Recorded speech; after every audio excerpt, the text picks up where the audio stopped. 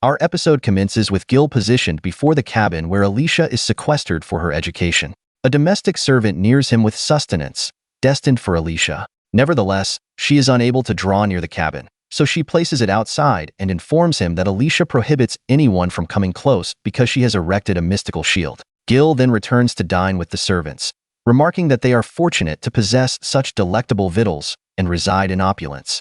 The servants are astonished by this, as they are merely consuming potatoes, but he clarifies that this is lavish for him because he was raised in abject destitution. Affected by his account, the servants proffer him copious amounts of meat, apples, and potatoes.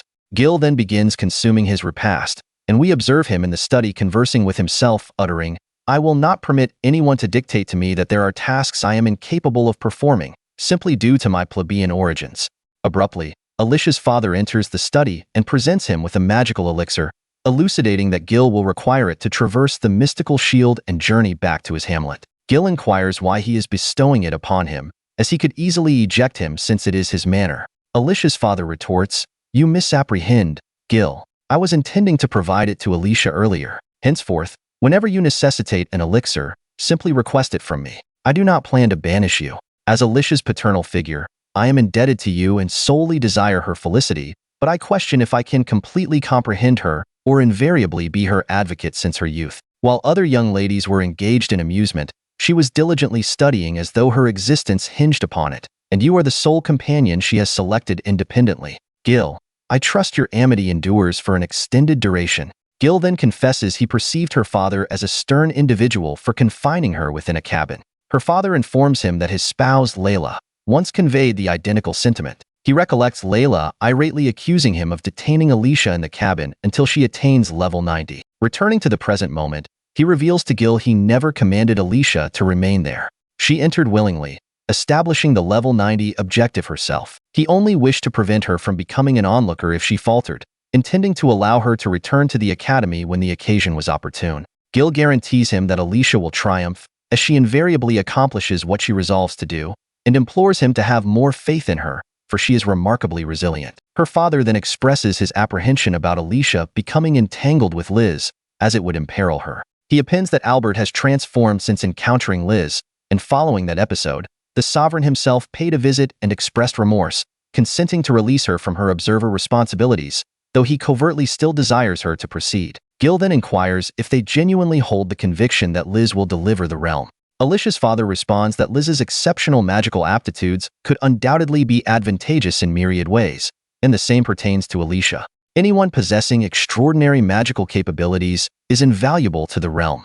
Gil proclaims that Alicia is a wretched child being manipulated, stating she views them as feeble and has informed him that magical prowess in the kingdom is ineffectual. They converse about utilizing a child for the realm's advantage while disregarding those who lack magic. Alicia aims to tutor him to become a valuable individual, and Gil declares he will remain by her side regardless of what transpires.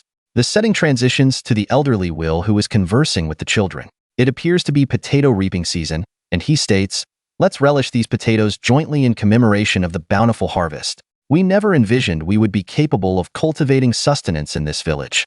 I yearn for Alicia to witness this shortly. She would be so elated, and the financial system will expand. The town will flourish and will become affluent." However, he observes that a nobleman isn't characteristically anticipated to possess knowledge about cultivating harvests. Alicia likely acquired it all independently. At that juncture, a lad stealthily approaches, seizes a pouch of potatoes, and declares, "It's your culpability for displaying sustenance like this.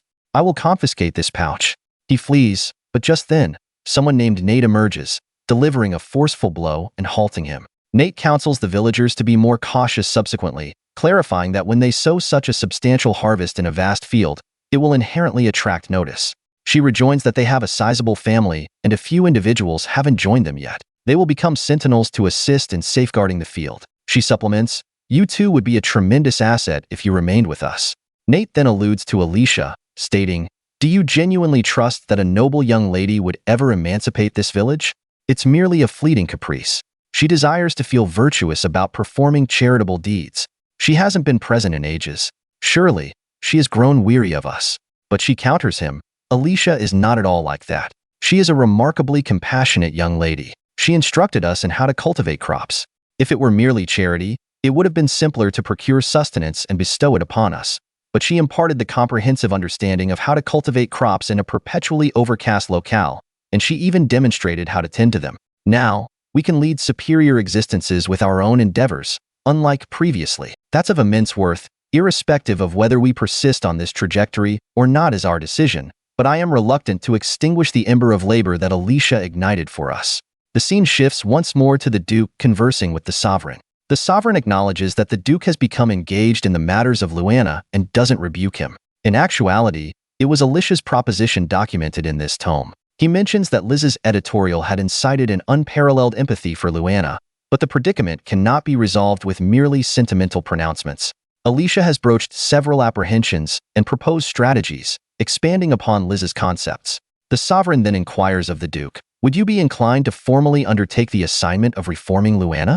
He explicates that Luanna was a location for incarcerating wrongdoers where penalties were enforced utilizing large-scale magic. Alicia proposed it as a compassionate concern, emphasizing that it squanders land and magical energy. The Sovereign notes that although it has long been a significant affair requiring consideration, successive rulers have deferred it due to more pressing concerns.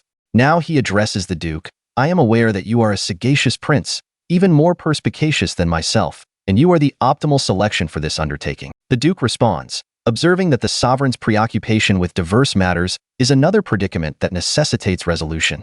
Numerous affairs demand the Sovereign's heed, encompassing administrative concerns that, though ostensibly straightforward, are extensive in scope. Such judgments consume time and hinder the advancement of the kingdom. The Duke proposes that perhaps they should place greater reliance on regional administration. Luke concurs with him, conceding that he has been exceptionally occupied recently. The Duke then volunteers to assume the responsibility of reforming Luanna if Luke permits, to which Luke assents. However, he contemplates Alicia's remarkable aptitude to conceive reformative blueprints at her youthful age and recognizes that her absence from the core of occurrences would be a dissipation of her talent. 6 months following Alicia's seclusion in the cabin, we witness Gil conversing with Henry. Henry comments that Alicia's magical instruction must be rigorous, as she remains the most gifted amongst them. Gil inquires why she compels herself to become superior. Henry shares anecdotes about Alicia, and Gil reminisces about a time he conversed with her, informing her that enhancing magical prowess commences with physical fortitude, since muscles are the fundamental components of everything. He then suggests she is undertaking all of this to rival Liz Cather. Alicia, however, retorted that she would never surpass her, irrespective of how diligently she endeavored, and that strenuous exertion is never truly compensated. She simply aspires to approach Liz's level as closely as feasible, sensing she cannot outperform her unless she does. Returning to the present time, Henry remarks that Alicia persists in her diligent efforts to acquire the self-assurance required to confront Liz, pushing herself to this extent solely for the purpose of competition. They are, after all, discussing a prodigy who can conjure intricate incantations single-handedly, competing against an individual like that is typically unfathomable, but it is only those unfettered by the conventional who can alter the established order. He appends that he believes Alicia is squandering her time with her proposals for Luanna as well, but perhaps that is why he needs to exert himself diligently to be capable of supporting her. Subsequently, Henry returns to the academy, where he encounters the Duke and inquires about Alicia. The Duke informs them that she has not yet returned. Students in close proximity comment that they are cognizant of the Duke's disapproval of Alicia, presuming he is apprehensive about her return to the academy. Henry advises him not to allow the students' utterances to perturb him. The Duke replies that if such gossip persists, they will be expelled by the conclusion of the day. Curtis then arrives, proposing they should aim for a wholesome and cheerful academic existence. The Duke dismisses him, stating if he desires to converse, he should go speak to those imbeciles disseminating absurdity. Henry then comments on how appalling the gossip about Alicia is and notes that no one would believe him if he attempted to convey the truth. Nevertheless, individuals perceive him as a benevolent individual who is concerned for his younger sister. There are even narratives circulating that Alicia is a wayward girl who visited the Duke late one evening, and if the Duke had been aware, he would have terminated it. Just then, Liz arrives and, perceiving the Duke's melancholy disposition, informs him she feels he requires some tea and confections to elevate his spirits. She brought him a pastry, guaranteeing him that he will feel improved if he samples it. At this moment, several girls are assembled observing them, deeming them to be an excellent match together. They speculate perhaps the Duke could disregard Alicia, that irksome girl. Liz smiles, informing him that she exerted herself to prepare the pastry. "I toiled to create this pastry," hoping it would induce you to smile. I hope you appreciate it, Liz stated, but Duke responded apologetically. I am not inclined to sample it presently, and chuckled. Eric then approached her, stating, do not be concerned. He is not in the mood for sweets due to my foolish sister. He expressed remorse, but Liz responded, no need for apologies.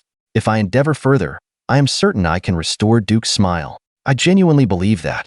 The scene transitions to Duke conversing with Finn. The dreadful gossip about Alicia, Duke commenced, and Finn responded, no, it's those girls that have captivated my attention. They previously despised Liz, even tormenting her relentlessly, but at a certain point, they commenced claiming they adore her. Do you believe individuals' affections transform that readily? Duke departs, and Curtis arrives, expressing gratitude to Finn. Thank you for supporting us. It is becoming challenging to manage the student council, and as long as Miss Alicia is absent, sustaining a wholesome academic existence will be arduous. Finn replied, it will become more captivating once she returns. Then, we observed Duke conversing with a girl by the water's edge, requesting her to investigate something, suspecting there may be a method employed in making everyone fond of her. My parents granted me complete jurisdiction over affairs pertaining to Luanna. Furnish me with comprehensive data, he instructed. She replied, finally, you are exhibiting some zeal. Duke guaranteed her that's untrue, but I do not intend to mandate anything. She laughed, teasing, I never anticipated you to be envious of me someday. It was amusing witnessing that. I will depart and address my mission now, and she vanished. Duke mused to himself, I wish I were the sole individual who knew you. 2 years subsequently, Henry informs Gil, utilizing your intellect induces a yearning for sweets. Gil responds, now that you mention it, Alicia once mentioned she consumes macarons to enhance her concentration. Henry adds, because macarons are likely her preferred confection, even though she cannot partake of them frequently. Gil reflects, it has been 2 years since Alicia initiated her instruction. Less than a year remains until Liz graduates. To be candid, knowing Alicia, I anticipated she would fulfill her father's stipulation and attain level 90 much more swiftly. Henry stated, when she turned 15, my father conversed with her about returning to the academy, but she declined, stating she was nearing the enjoyable aspect. I ponder what she implied by that. Gil responds, she has never relinquished her efforts, and I cannot relinquish mine either. Just then, a servant hastily enters, declaring, Gil, I learned that Alicia has concluded her instruction. Gil rushes to her, stating, the shield has dissipated, and locates her. She greets him, stating, you have altered significantly. You have increased in height. I did not recognize you.